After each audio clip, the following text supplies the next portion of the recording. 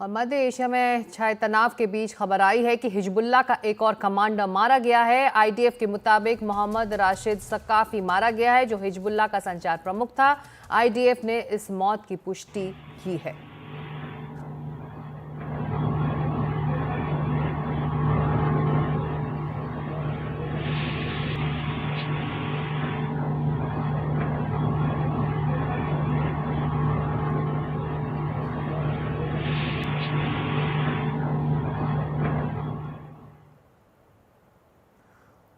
और इस हफ्ते 7 अक्टूबर को इजराइल पर हमास के हमले का 1 साल पूरा हो जाएगा। इस 1 साल में गाजा तबाह हो चुका है और युद्ध की दिशा फिलहाल ईरान, इजराइल और तेहरान की ओर मुड़ चुकी है। आज ईरान के सुप्रीम लीडर आयतुल्लाह खामनेई ने जुमे की नमाज के वक्त मुस्लिम दुनिया को एकजुट होने का आह्वान किया और इजराइल पर हमले को बिल्कुल सही ठहराया।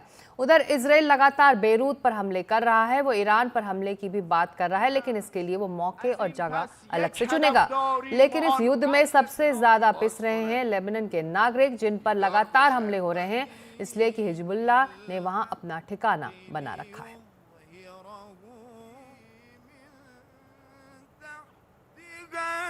और आज ईरान के सुप्रीम नेता आयतुल्लाह खामनेई ने तेहरान की ग्रैंड मस्जिद में जुमे की नमाज के दौरान दुनिया भर के मुसलमानों से एकजुट होने और कुरान के बताए रास्ते पर चलने की अपील की है। खामनेई ने कहा कि ईरान ने इजराइल को जवाब दिया है और आगे भी जवाब दिया जाएगा। खामनेई ने कहा कि इस्लाम कि ये दुश्मन फिलिस्तीन, यमन, लेबनान हर जगह के मुसलमानों के दुश्मन हैं। खामनेई का ग्रैंड मस्जिद से ये संबोधन इसलिए भी खास है क्योंकि करीब 5 साल बाद यहाँ आकर उन्होंने नमाज पढ़ाई और अपनी बात रखी। इससे पहले जनवरी 2020 में वह मस्जिद में जुमे की नमाज पढ़ने के लिए आए थे।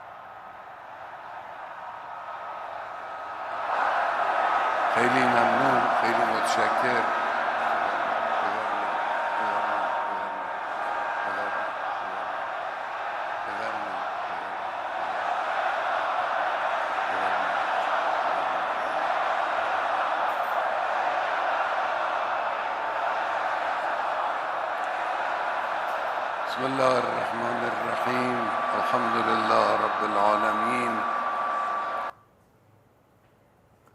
और इस बीच इजराइल ने लेबनान की राजधानी बेरूत में फिर हमला किया है। बेरूत के दक्षिणी इलाके में धमाके की आवाज सुनी गई है। जहां धमाका हुआ वो एयरपोर्ट के पास का इलाका है और ये हिजबुल्लाह का मजबूत गढ़ है।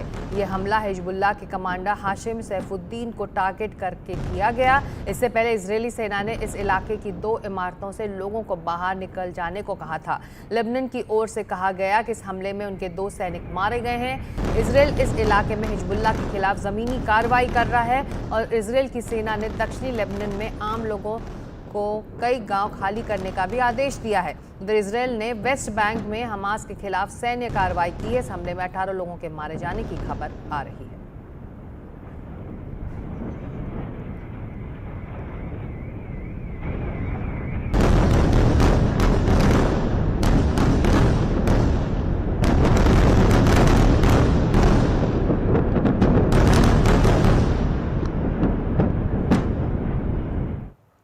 और इन सभी घटनाक्रम के बीच हमारे सहयोगी राजीव रंजन ने वायुसेना प्रमुख एपी सिंह से पूछा कि क्या भारतीय सेना के पास भी इजराइल जैसे प्रिसीजन स्ट्राइक करने की क्षमता है। इसका जवाब वायुसेना प्रमुख ने अपने ही अंदाज में दिया।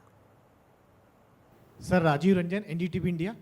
मेरा सवाल है कि जिस तरह से इजराइल ने अपने दुश्मन लेबनान में जो हिजबुल्लाह के थे ठिकानों पर या उसके चीफ को मार गिराया मिसाइल के जरिए, क्या भारतीय वायुसेना के पास भी इस तरह की क्षमता है जो हमारे आसपास कई सारे एनिमी हैं जिसको मार गिरा सकते हैं? तो कुछ है तो ज़रा प्लीज़ डिटेल में बताइए सर। तो क्षमता है या नहीं आपको पता होना चाहिए, हमने कर दिया है ऑलरेडी।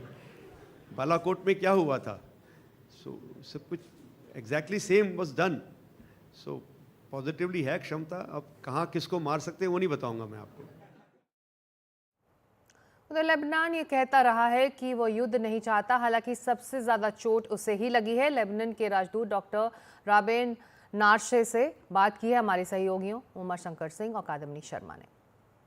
भारत, आपने कहा विदेश मंत्रालय में आपने मुलाकात की और भारत से भी उम्मीदें हैं, क्या उम्मीद है? My last question to you is that you said you met the officials from Ministry of External Affairs and India has been urging for peace, but do you expect any more active intervention from India? We're always hoping for more, of course. I mean, we do, and this was my call to my Indian friends and our friendly Indian government that we want them to put more pressure on Netanyahu, on the Israeli government, to stop this crazy campaign, crazy war. Yes, we do.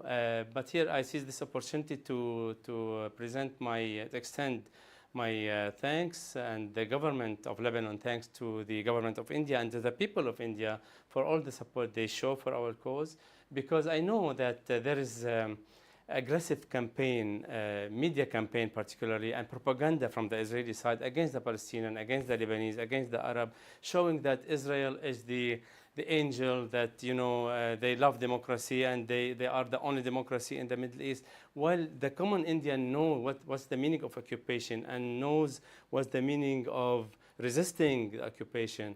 So that's why, I mean, we may not have the financial means that they have, and they control some media, the world media, and they have the support of the US and the West. But we are stronger because we have on our side the right. So we are on the right side of the history, and we know that the common Indian knows that it is our cause that's right, and we will win at the end of the day.